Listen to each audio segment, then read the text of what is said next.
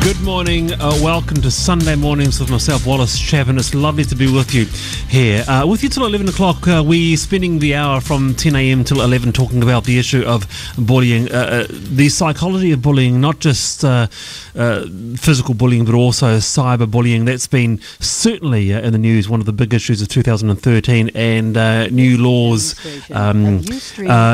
sort of set up to help govern and regulate how we bully and what we can do to stamp it out.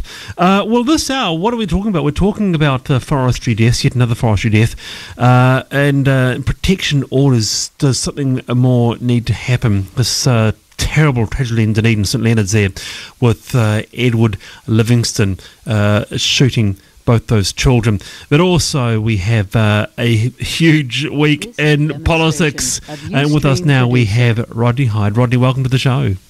Good morning, Wallace. Good morning to you, and we have Selwyn Manning in studio. Selwyn, welcome. Thank you, Wallace. How are you this morning? Very good. Yeah, very good indeed. Well, let's start with politics, a big week in politics, and I see that John Boscawen is to seek the Epsom nomination and ACT leadership. I am today announcing, this is 16th of January, I am today announcing my intention to seek the Epsom nomination and leadership of the ACT party in the 2014 election. Well, Selwyn, what do you reckon? Has John Boscawen got the goods? Well, I think it's a smart move for what it's worth, and obviously I'm not a party insider like Rodney is, but I get the sense that where ACT is positioned with the Banks fiasco moving out of the party, that it needs at least some sort of person who can carry it through to the next wave of person who would lead or represent. I get the feeling that the credentials of the two people, particularly that lined up, that have had a lot of talk wrapped around them, are superb from the point of view of an ACT party candidate. David Seymour and Chris Simmons, is it? I think it is. Yeah, and the thing there, though, is that the names of these other candidates are not household names to the wider public. We can see, from the wider public's point of view, you can see, the quality of those candidates.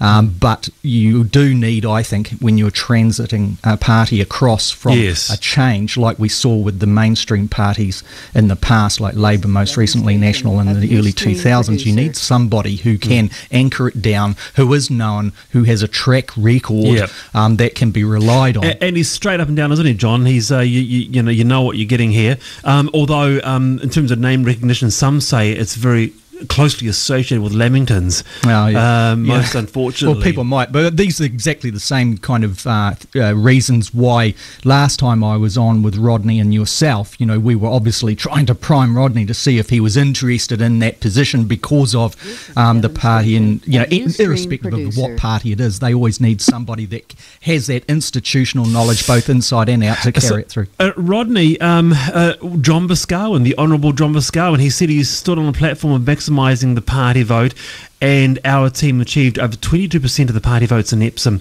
a record not broken since. What do you reckon?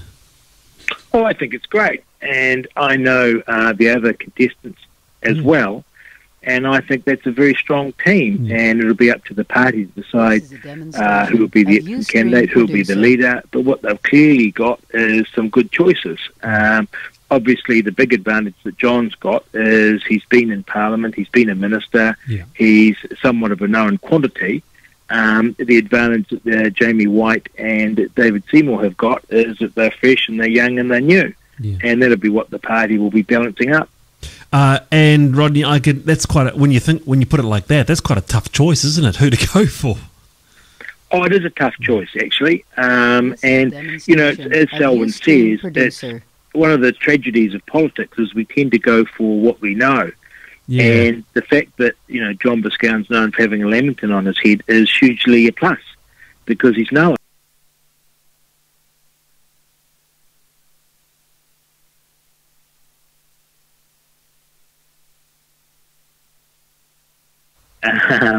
And sometimes just to be known is enough to get you over the line. Like Richard Prebble was renowned for that egg on his face for a time, and it certainly elevated it. He's obviously going to always stand out whenever that clip was played on TV. And remember Don Brash with the dirt at Waitangi. that was a lead story, and it sort of shot him to prominence in a way. You're too. right, So, actually. Yeah, you are right. Those negatives can turn into Selwyn public pluses.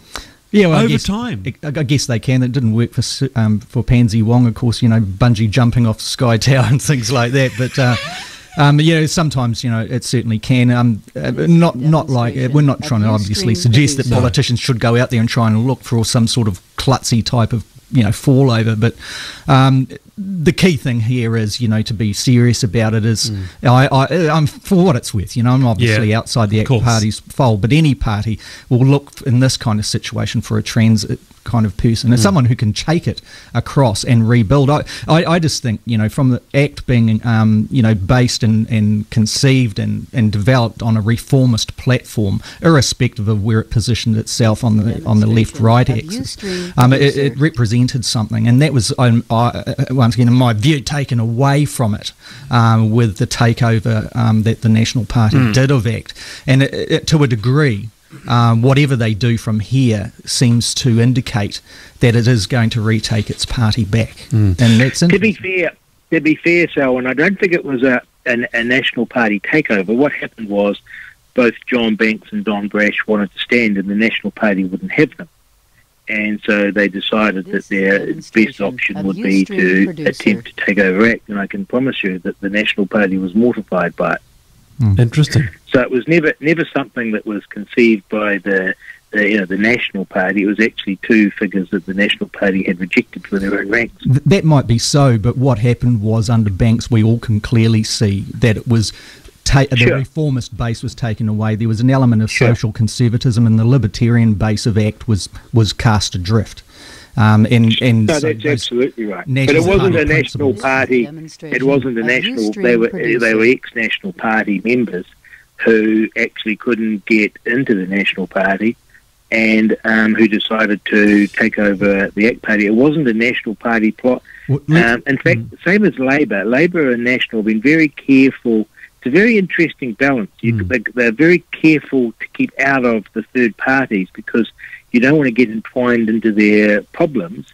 However, you have a great interest that they keep together, particularly if you're in coalition with them. It's a very, very delicate balance that Helen Clark and then John Key have had to manage. With respect to ACT, what appeared from the outside, and I think probably will stack up in history terms, is two National Party individuals presented almost like a political corporate raid on another party.